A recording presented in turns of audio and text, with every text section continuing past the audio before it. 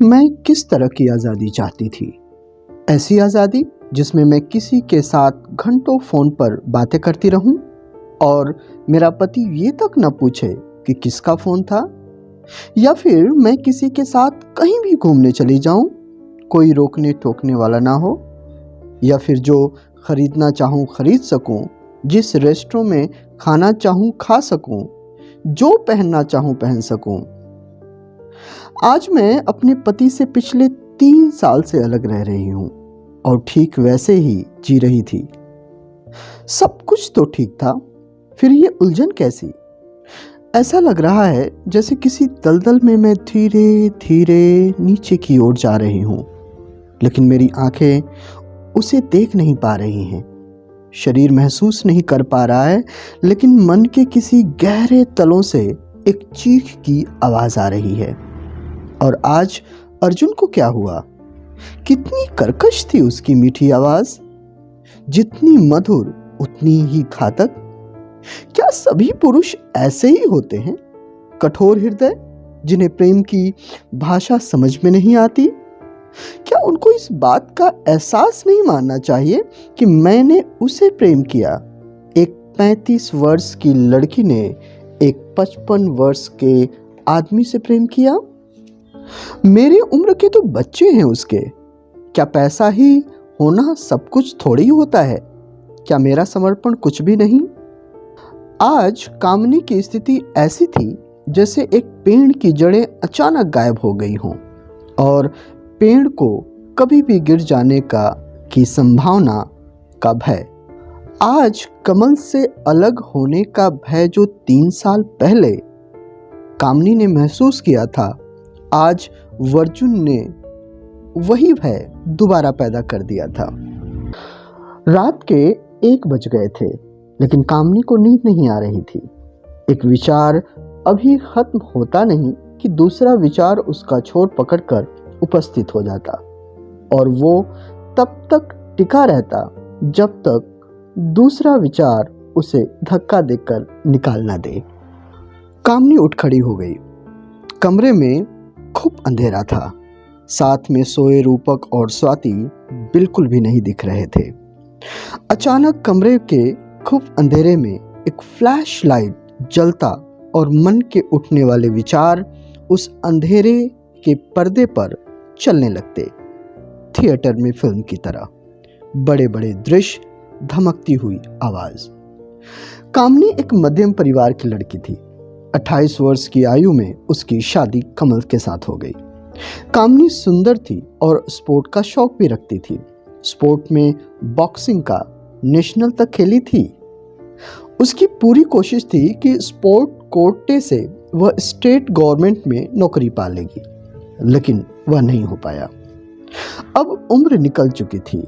Sport के सहारे नौकरी चाहे न मिली हो, लेकिन कुछ कर गुजरने और आत्मसम्मान की भावना के साथ आत्मविश्वास जरूर पैदा हो चुका था, साथ में स्वतंत्रता के साथ जीने का स्वाद भी। शादी के बाद सब कुछ ठीक था। कमल की प्लास्टिक के होलसेल का अपना काम था। पंचकुला के सेक्टर में 4 करोड़ का घर और परिवार में माता पिता के साथ एक बहन। अनजान होने का एक आकर्षण होता है, पर्दे के पीछे का रहस्य, और साथ में स्त्री पुरुष का आपसी आकर्षण भी। लेकिन जैसे जैसे पर्दा उठ जाता है, आकर्षण खत्म हो जाता है, बात समाप्त हो जाती है, चाहे कोई कितना भी सुंदर क्यों न हो। उसके बाद संबंध कुछ बिंदुओं पर ही टिक पाते हैं। कमल अब अपने काम में व्यस्त रहने लगा। सुबह 9:30 बजे निकल जाता और फिर रात को 10 बजे आता। कोई छुट्टी नहीं।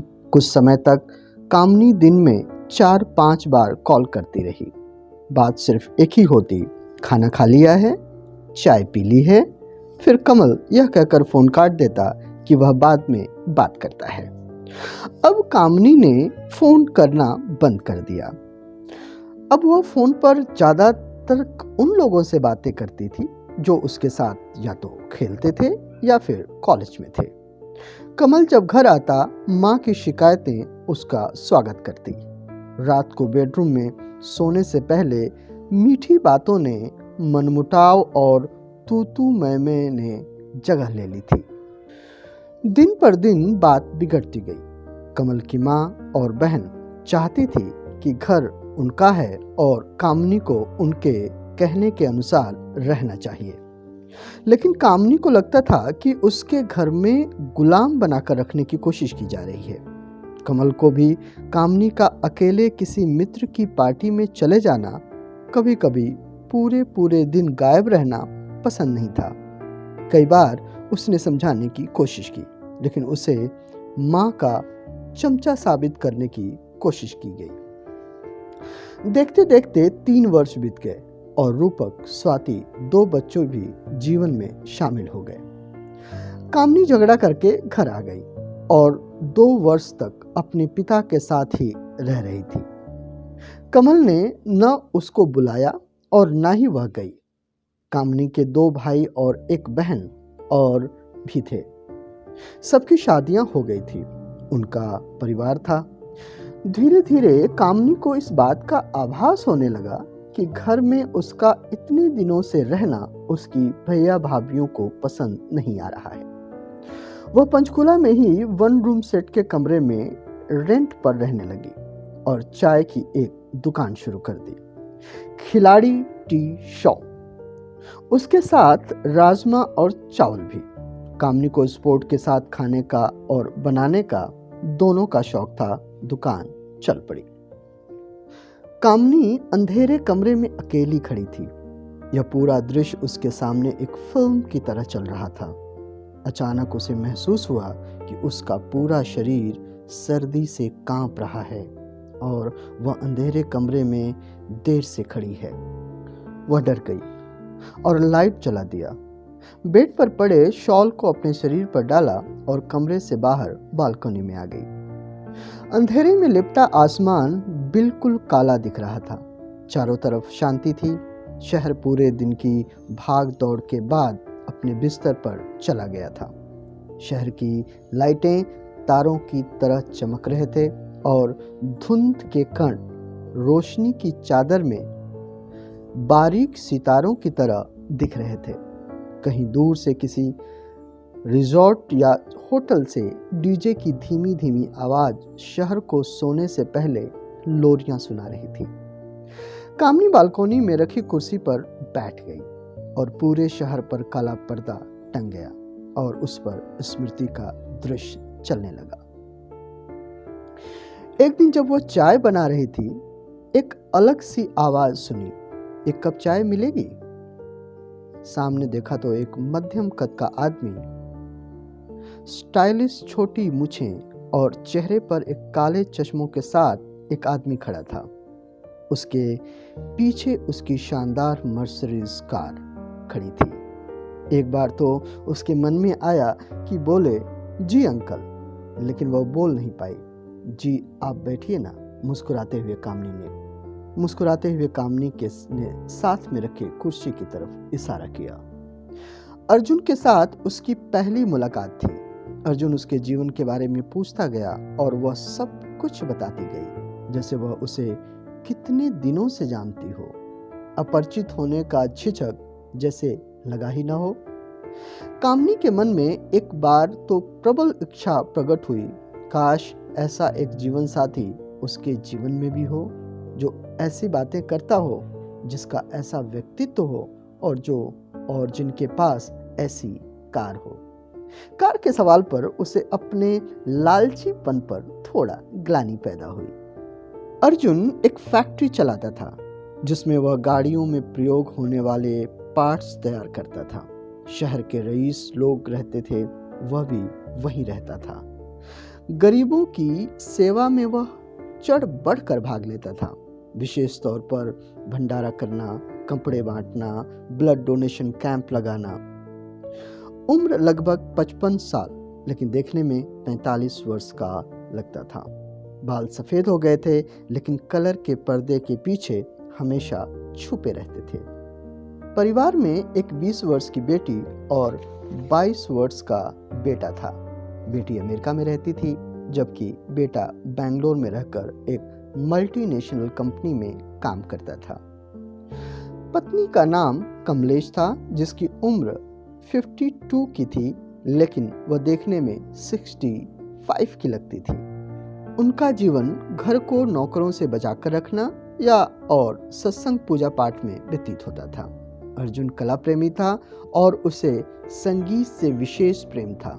वह गाना भी गाता था जिसे सुना जा सकता था। वह छोटे मोटे प्रोग्राम में अक्सर गाया करता था।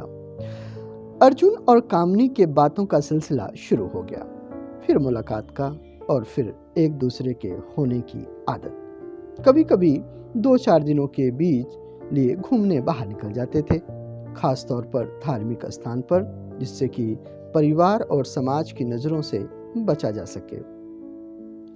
धार्मिक स्थानों की सुंदरता, ईश्वर का आशीर्वाद और अपने प्रेमी का साथ, ऐसे परिवेश में जीवन का फूल खिल उठता है। जब भी हल्की सी पतझड़ का अनुमान या आभास होता, अर्जुन और कामनी सदैव एक नया फूल खिलाने धार्मिक स्थानों पर निकल पड़ते। अर्जुन के पास पैसा था, जिसका प्रभाव राजनीति के गलियारों में भी था। उसने जिले के एक मुख्य अस्पताल में कामनी को कैंटीन चलाने का कॉन्ट्रैक्ट दिला दिया। कॉन्ट्रैक्ट प्रत्येक वर्ष रिन्यू होता था। 10 लाख की इन्वेस्टमेंट भी कर दी। जीवन में सब कुछ इतना अच्छा हो जाएगा, कामनी ने इसकी कल्पना भी नहीं की थी। जब भी वह मर्सिडीज गाड़ी के लॉन्ग ड्राइव के बाद अपने ऑल्टो कार में बैठती तो ऐसा लगता इससे बेहतर तो वह पैदल ही चल ले। 3 साल कैसे निकल गए पता ही न चला। कमल तुम्हारे पास आया था? अर्जुन ने पूछा। कामनी होटल के कमरे में अर्जुन के सीने पर सिर रखकर लेटी हुई थी और वह उसके बालों में उंगलियों से सुलझे बालों को और सुलझाने की कोशिश कर रहा था। हाँ, अपने बच्चों से मिलने आया था, कामनी ने उत्तर दिया। अर्जुन, वह रात को रुका भी था? कामनी, हाँ, स्वाति और रूपक जिद करने लगे और मैंने भी बोला था कि कोई बात नहीं, सुबह चले जाना। अर्जुन, मुझे पसंद नहीं आया। कामनी, मतलब? अर्जुन, मतलब यह कि मैंने तुम्हारे लिए इतना किया, क्या तुम्हें इस बात का एहसानमंद नहीं होना चाहिए? उसे रुकने के लिए कहने से पहले मेरे प्रेम के तनिक भी ख्याल नहीं आया तुम्हें? कामनी चौंक गई। आकाश का काला पर्दा अचानक बंद हो गया। सामने सड़क पर कुत्तों के आपस में लड़ने की आवाज आ रही थी। वह ठंड से पूरी तरह कांप रही थी। कल कॉन्ट्रैक्ट रिन्यू होना था।